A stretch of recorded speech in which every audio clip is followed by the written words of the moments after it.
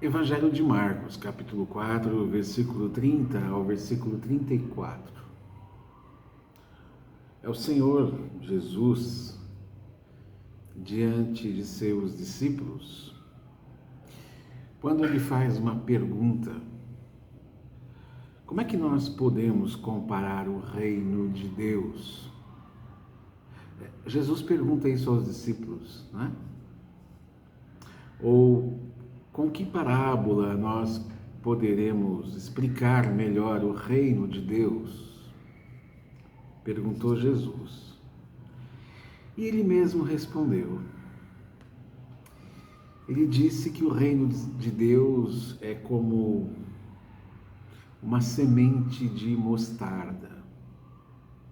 A semente de mostarda é uma das menores sementes que existem. Ela cabe assim, de verdade, ela é dessa espessura. Ela fica muito pequenininha na mão, não é? Nos dedos. Quase não dá nem para ver direito. E a pergunta às vezes pode ser essa: mas Senhor, o reino de Deus, o tamanho de uma mostarda, né? Uma semente de mostarda? Como é que pode? O reino de Deus é algo tão grandioso. Sim, mas aí Jesus explica. Ele fala que depois de crescida, ela fica maior do que todas as outras. E é verdade, porque uma planta de mostarda, ela pode ir de 2,5 metros até 3,5 metros de altura. Coisinha pequenininha assim, né?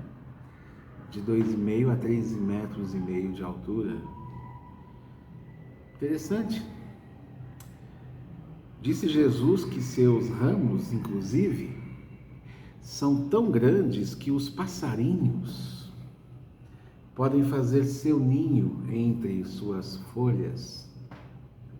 E aqui os passarinhos seria uma forma de dizer que os que não são judeus têm inclusive como se abrigar, fazer o seu ninho nessa planta que parece ser tão insignificante, mas que mais tarde toma uma proporção invejável no meio do jardim.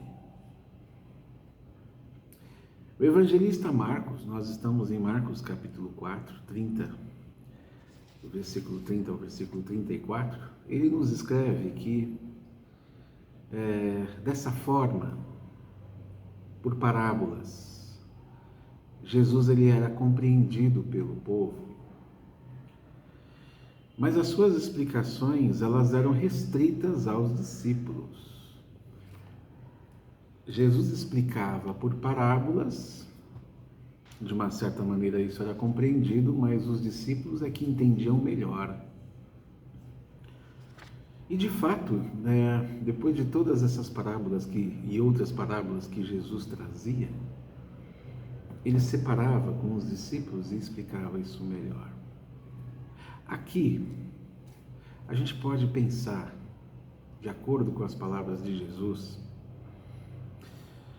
que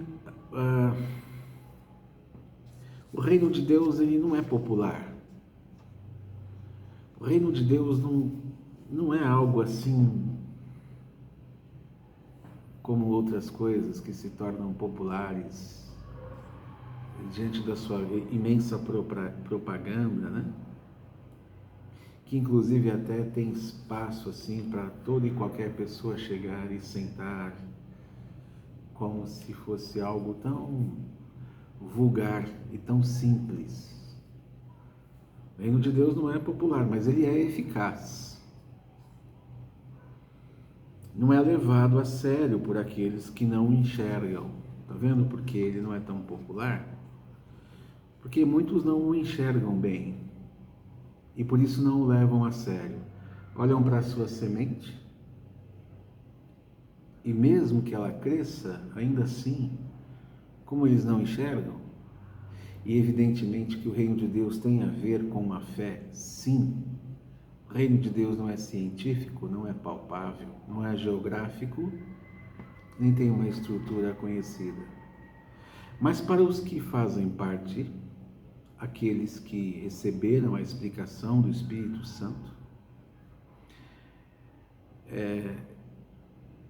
eles se instalaram no reino. Esses que entenderam a explicação do Espírito fizeram ninho nessa planta que cresceu. Desde os tempos de João Batista, o reino tem sido atacado. O reino tem sido visto como algo que deveria sair de cena. E os violentos tentaram conquistá-lo. Mateus, capítulo 11, versículo 12, diz isso. Herodes, por exemplo. Mas o reino de Deus é diferente de todos. Ele é eficaz. E além de eficaz, ele é eterno. Mas não para sábios, não para aqueles que são entendidos desse mundo, né? Os poderosos. Não. O reino de Deus, ele é visto a partir de uma semente que cresce de uma forma abundante e que não é compreendido por todos. Mas os que o compreendem verdadeiramente, eficazmente, dele fazem parte. E percebem exatamente o que o reino de Deus significa. Isso porque o reino de Deus, ele é apenas... o reino de Deus é apenas Jesus quem se destaca. É um reino diferente, não levado muito a sério, porque tem que ter submissão, né? É só Jesus. Você não tem espaço para reinar do lado dele. Então esse reino é meio esquisito, porque se eu não posso reinar junto com ele, então ele não me serve. Se eu não posso dividir o trono, se eu não posso dividir a coroa, os valores são de justiça. Os valores são de direito para todos.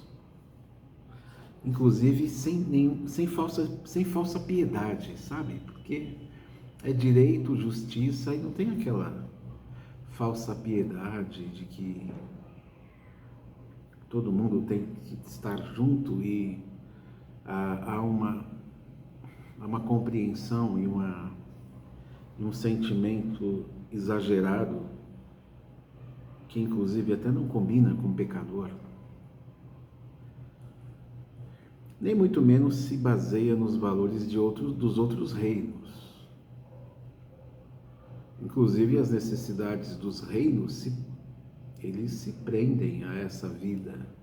Todo e qualquer reino que você possa conhecer, as necessidades desse reino e os poderes que esse reino proporciona têm a ver com os valores desse mundo.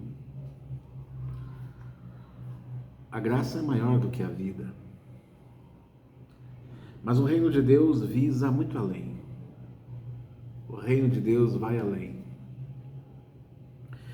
Não é o pão de Moisés. Esse pão não resolveu. Os pais morreram. Evangelho de João, capítulo 6. É o pão da vida. O pão do reino não é o pão de Moisés. O pão do reino, ele não se esgota no pão solidário. O pão do reino parte do pão da vida. Porque o reino tem outros valores. No reino não cabe falsa piedade. No reino, ele é feito de honestidade. Louco, amanhã pedirão a tua alma. O que você tem para Deus? Você está baseado em quê? A sua vida se sustenta em quê? Na sua subsistência? O Evangelho do Reino aponta para um local muito mais alto. O Evangelho do Reino não fica na semente. O Evangelho do Reino vai além, passando pelas piedades, passando pelas necessidades, passando pelo pão de Moisés, chegando naquele que é o pão da vida, onde a nossa alma verdadeiramente é saciada. Porque são esses os bem-aventurados, são esses os abençoados. Esse é o reino. Mas começa na semente. E chega aonde, inclusive, a gente não enxerga. É isso aí. Deus contigo. Deus te abençoe. Um abraço. Até mais.